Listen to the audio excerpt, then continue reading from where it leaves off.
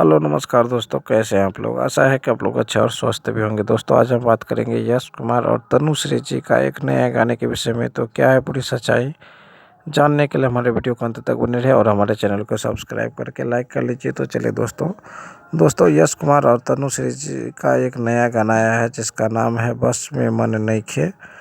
तो दोस्तों गाना अच्छा है और आप नहीं देखे हैं तो ज़रूर देखिएगा। बस में नइखे ई मन, तो ठीक ही है, आप ज़रूर देखिएगा। एकदम बरसात के सीज़न का गाना है, रोमांटिक गाना है, तो आप देखिएगा, देखना ना भूलिएगा दोस्तों।